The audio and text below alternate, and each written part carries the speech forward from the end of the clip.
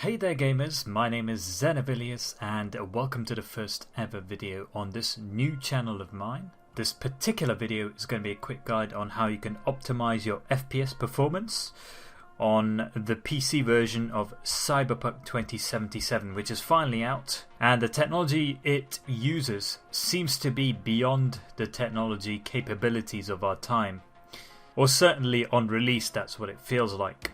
So this guide will focus mainly on ray-traced GPUs, so basically the nvidia RTX 3000 series, and how you can tinker with the graphics settings on Cyberpunk 2077 with ray tracing on to get the best performance without negatively affecting your immersive game experience.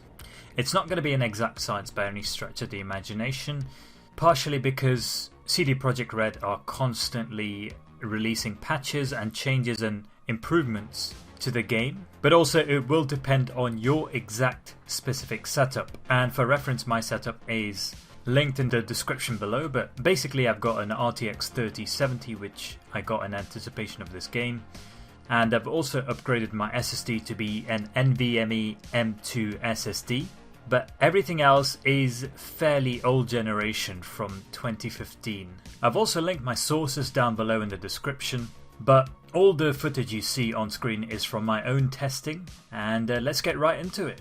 Alright, I'll straight up say this, but possibly the setting that will make the most difference without negatively affecting your immersion experience is DLSS, Deep Learning Super Sampling AI technology that's part and parcel of the RTX 3000 series. And in my testing, certainly I found that having it off versus having it on the maximum possible mode, which is ultra performance, gave me between about a 20 to a 30 FPS increase, which is huge. Having said that though, on ultra mode you could clearly tell that it wasn't quite as refined an experience as on off mode. Generally things looked blurrier. Resolution was meant to be 1440p, which is the resolution of my monitor by the way, but it just seemed blurrier and grainier, and things weren't sharp around the edges of objects as well. It didn't feel quite right. But you know, if you still want the advantages of all the ray tracing effects and the visual effects that are available to you, then this is a good idea. There's also the option of setting it to auto, so that will automatically adjust for the setup that you have. This provided about a 20 drop in FPS, or 20 difference in FPS. Again, it's not without its decrease in visual quality, and I certainly got this game purely for that really. For the immersion and the visual experience, the attention to detail, the next generation technology of the RTX 3000 series. What you can do to decrease the blurriness, if you still want the advantages of DLSS effects, is to turn on image sharpening via your NVIDIA control panel. If you go to Manage 3D Settings, Program Settings, select cyberpunk.exe and turn on image sharpening. That certainly helps, but it does drop your FPS, which is kind of counterintuitive. For me, I actually got a 10 to 15 FPS drop doing this, which kind of defeats the purpose, but it's worth a go. Alright, so moving on to some of the other smaller changes that you can make. They are very specific in what they do. The first one is cascaded shadows resolution. If you change it to low or medium, it can potentially slightly improve your FPS. For me, it barely did anything, but that may be because I'm already at such high settings. Shadows will be lower quality. If that's something that worries you, you can play around with it, see if it affects your immersion level.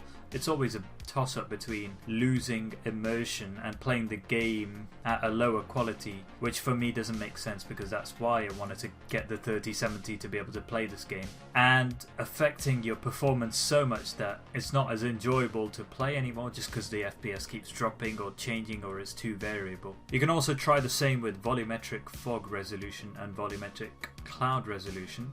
These are actually some of the more demanding settings, so it should help with FPS, but it didn't in my case. That may be because I was in an area where fog and cloud weren't really that dense. And finally, you can turn off screen space reflections. Again, this is an aesthetic thing. It may improve your game. It certainly helped me slightly, maybe about +5 increase in FPS, but very little.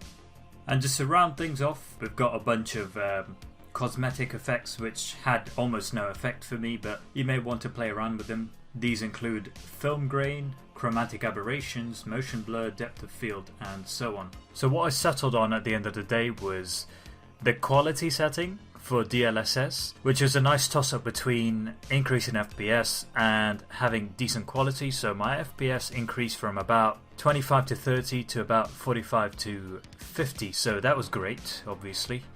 I also reduced my cascaded shadow resolution down to medium. I didn't really mind this, I didn't notice it either, so it helped with FPS and it barely made a difference to my immersive experience. All in all, the game is amazing. It's absolutely incredible, especially on PC, especially if you have the top level nvidia cards that came out in September. But it's really not optimized. For example, a lot of these FPS gains are highly variable. VSync seems to be lower quality than not having VSync on.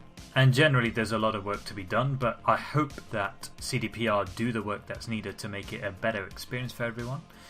And I hope you enjoyed the video. If you did, please drop a like and subscribe for more content coming your way on all things Cyberpunk 2077, as well as other games in the future, but not for a while. Cyberpunk is on the forefront of everyone's minds, including myself, and I'm going to be trying to play it as much as possible. Take care and see you next time.